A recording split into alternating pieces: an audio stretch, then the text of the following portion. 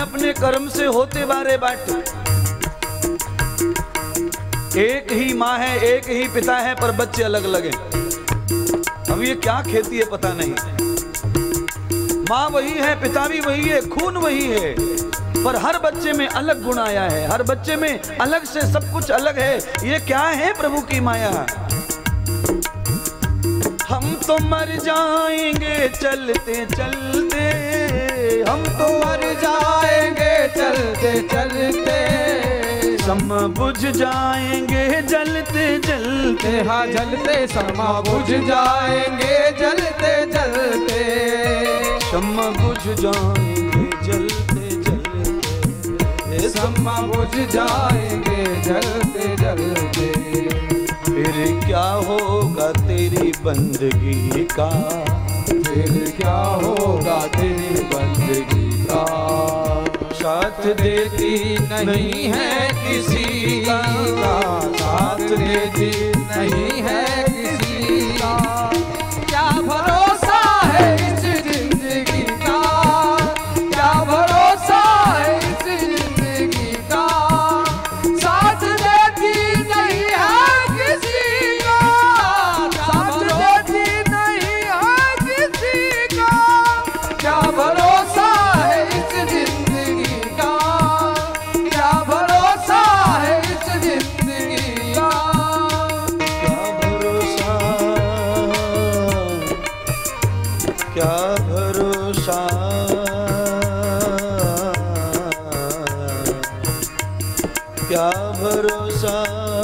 क्या भरोसा,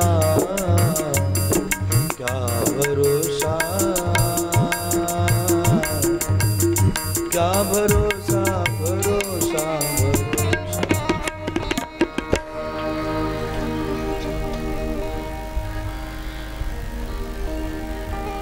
मामा के लड़के के यहाँ ब्याह था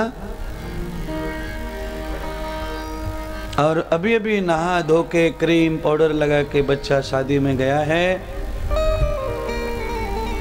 गया तो बड़ी खुशी से था, पर पूरा गम लेके आया, सारे संसार को रुला दिया उसने। हादसों में हमने गुजारी है जिंदगी, किनारे पर आए तो हारी है जिंदगी। सब कुछ बस में है अपने, केवल हमारे बस में जो है मौत नहीं है, मरण। राजा परीक्षित को किस चीज का गम था? मौत का। सरंगी ऋषि ने राजा को डरा दिया कि तू 7 दिन में मर जाएगा और तुझे सांप डसेगा।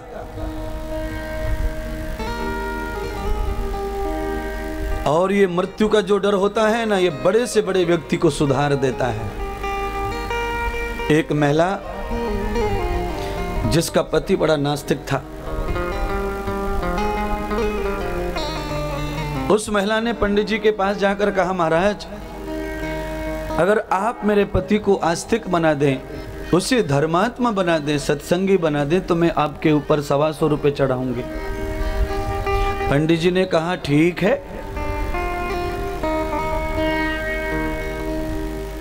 पंडित जी ने कहा कि तू तेरे पति को जाके 2 झूठ बोल देना। पत्नी ने कहा कौन सा झूठ बोल दूं? तो तू तेरे पति को जाके कह देना कि तेरे ऊपर 7.5 का चक्र चल रहा है और 15 दिन में ट्रक से एक्सीडेंट का पंडित जी ने बताया है।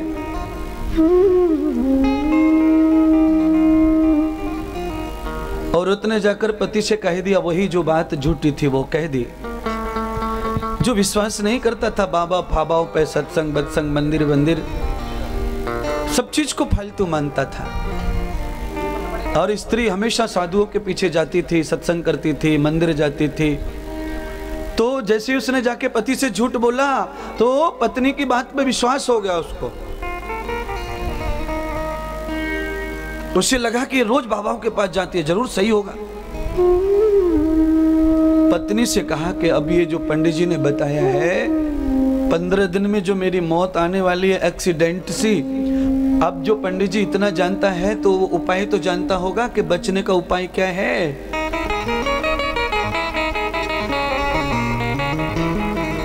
और औरत ने आके पंडित जी से कहा, महाराज ऐसे ऐसी बात है और मेरा पति थोड़ा घबरा सा गया है और वो बचने का उपाय पूछ रहा है। पंडित जी ने कहा कि ठीक है, अपने पति को कहो कि पंडित जी के यहाँ पर जो सुबह 5 बजे दरबार लगता है ना, वहां पे सब लोग जाके गीता का प्रवचन सुनते हैं। अगर तुम 15 दिन तक गीता का प्रवचन सुनोगे तो वो तुम्हारी जो दुख घड़ी है वो टल जाएगी। पति देवता इतने बढ़िया हो गए कि प्रसाद वगैरह लेके, दक्षिणा नारियल लेके सब व्यवस्था करके पंडित जी के यहाँ सुबह सुबह 5 बजे पहुंच जाया करते थे। रोज सुबह सुबह सुबह सुबह हर रोज मैडम जो 8 बजे आती थी और पति कितने बजे आता है पंडित जी के पास? 4 घंटे पहले पति आके बैठता था सत्संग में। 15 दिन निकल गए, पंडित जी आशीर्वाद दीजिए, सब घड़ी टल गई। पंडित जी ने कहा, ये खतरा तो टल गया, पर ये खतरा जो है हर 6 महीने में तुम्हारे ऊपर आता रहेगा। तो महाराज अब मैं क्या करूं? तो बस अब तुम यही करो कि जो नियम तुमने 15 दिन लिया है, अगर ये नियम तुम्हारा नहीं टूटा तो समझ लो ट्रक तुम्हारे ऊपर नहीं चढ़ेगा, तुम्हें कोई नहीं मार सकेगा। ऐसा पंडित जी की बातों में आ गया कि वो नित्य की सेवा उसने धारण कर ली। सुबह 5 बजे सबसे पहले सत्संग में जाता और फिर ये आनंद से अपने जीवन का निर्वाह करता। धीरे धीरे धीरे धीरे एक दिन पंडित जी ही खत्म हो गया। और जब पंडित जी खत्म हुआ तब उसे समझा, अरे ये तो हमें बचाने वाला पंडित खुद ही मर गया। उसके बाद उससे इतना गीता का ज्ञान हो चुका था कि उससे मृत्यु का भय निकल गया, उसके अंदर से डर निकल गया। क्योंकि गीता में क्या है? कर्म योग है, भक्ति योग, वैराग्य योग है। गीता में मृत्यु का ज्ञान है। गीता में मृत्यु को दुखदायी नहीं बताया है। वासांस्य जीर्णानि यथा विहाय। भगवान कृष्ण अर्जुन को कहते हैं, भाई मरण कुछ नहीं है। अरे पुराने कपड़े को उतार के नया कपड़ा पहन लिया, वासांसी जीर्णानी, बूढ़ा हो गया कपड़ा, गंदा हो गया, मैला हो गया, कमजोर हो गया, उतार दिया, नया धारण कर लिया। कोई जवान मर जाता है तो समझ लो कपड़े में अचानक कहीं दाग लग गया। दाग के कपड़े को कौन पहनता है? उतारता है। जवान मृत्यु का मतलब है कपड़े में दाग लग जाना। वस्त्रांगतेन विष्टुम।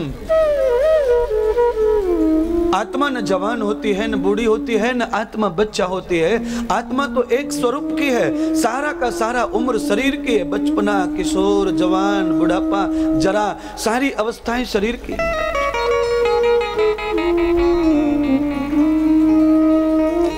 राजा परीक्षित को एक बात का जो कष्ट था मृत्यु का, उस मृत्यु के कष्ट की वजह से सारी संपत्ति का त्याग करके जंगल में वनवासी होकर सुखदू अनंत में जाए। भगवान श्री सुखदेव जी के चरणों में गए। वहां जाकर के ये कथा का दर्शन लिया। सबसे पहले गुरु मंत्र लिया, फिर कथा का श्रवण किया। आज 5वां दिन हो गया। 7 दिन में राजा परीक्षित को मरण आएगा और 7वें दिन राजा परीक्षित मरने की तैयारी कर रहा है। जन्मश्रुतानम पूर्वांतरे मृत्यु गते आत्मानम।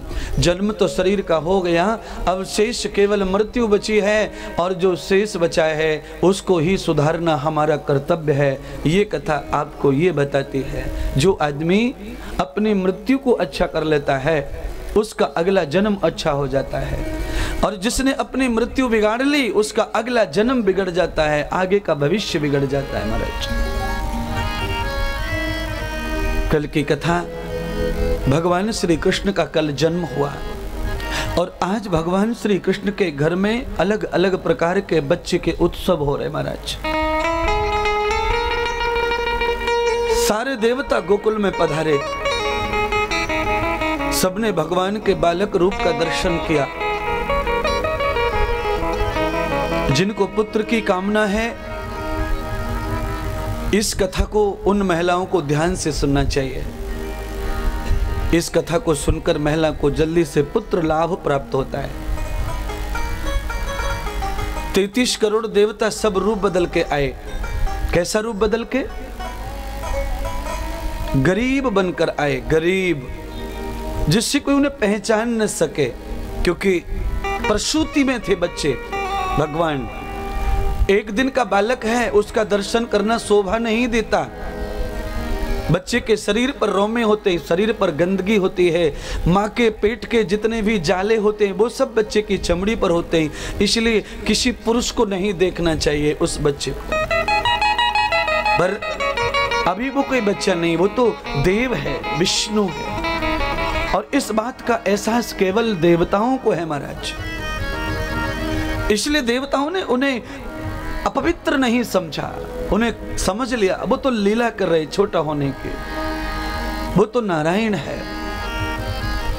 सारे देवता भगवान का बालक रूप का दर्शन करके अपने अपने घर चले गए बैकुंठ में।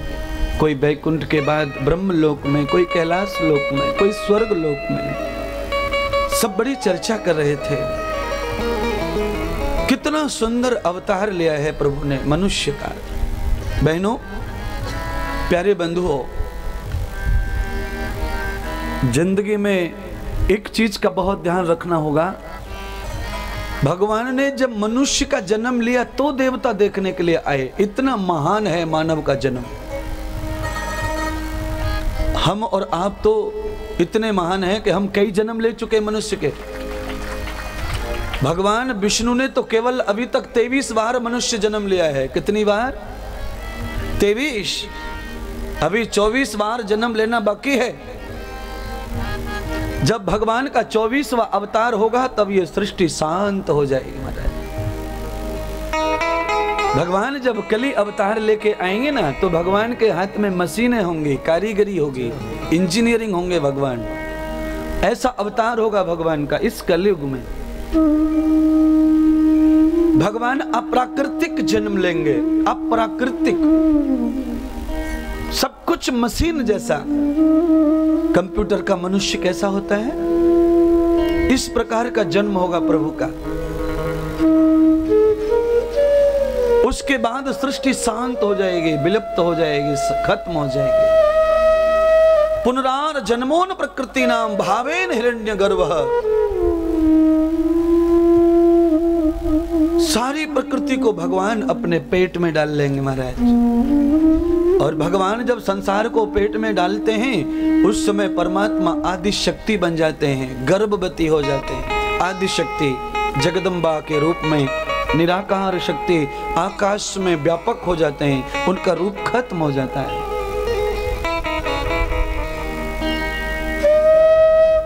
देवों ने जाकर महादेव से कहा, भगवान आपके इष्ट भगवान श्री हरि ने यशोदा के घर में बालक का जन्म लिया है, मनुष्य बन के आए हैं और इतने सुंदर हैं कि उनकी छवि को देखते रहो।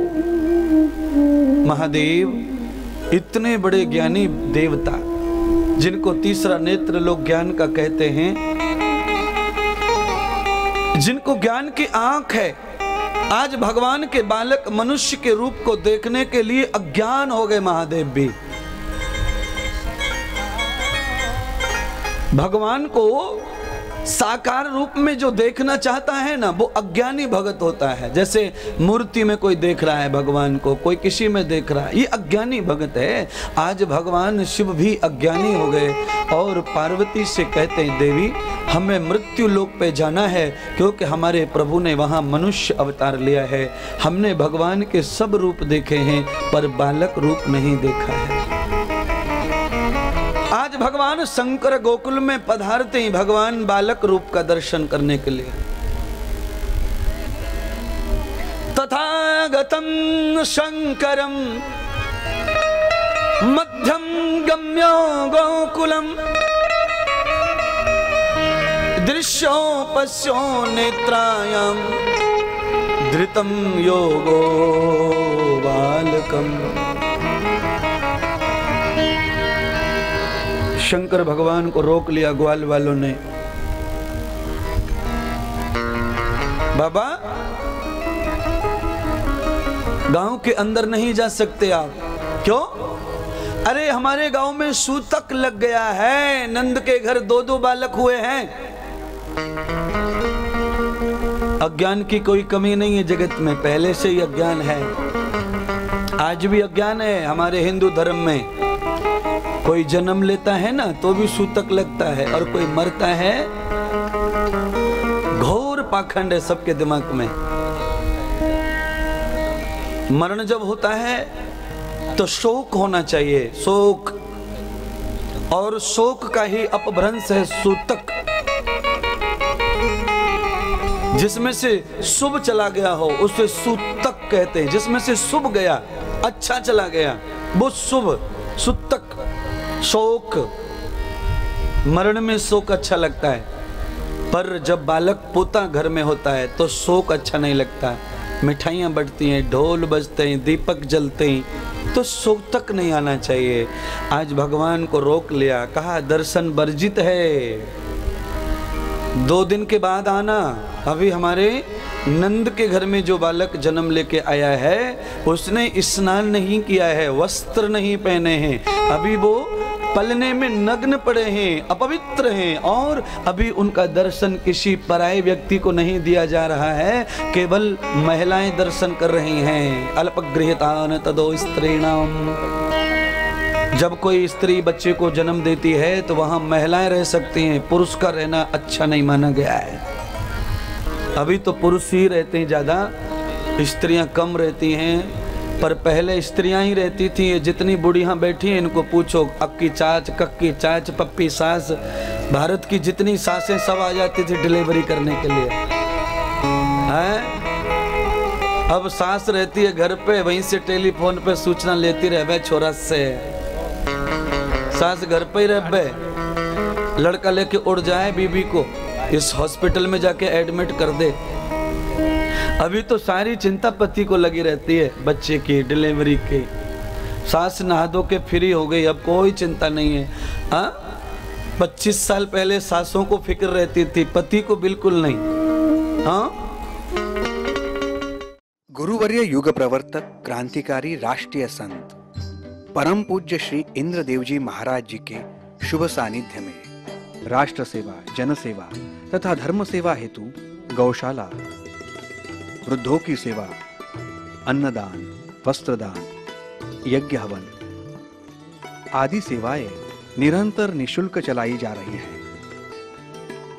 एक गोमाता के लिए 1 वर्ष के चारे हेतु 11,000 रुपए, 5 गौमाता का 51,000 रुपए,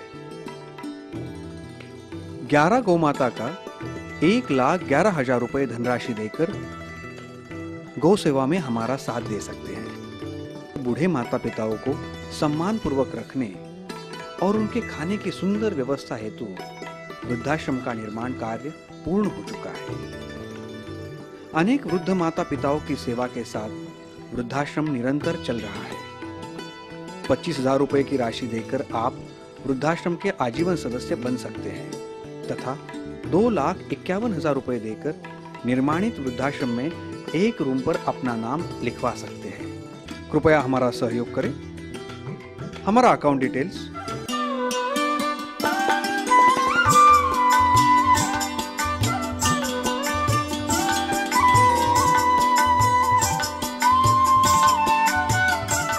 हमें संपर्क करने के लिए डायल करें +91 88 059 60202 +91 88 059 70202।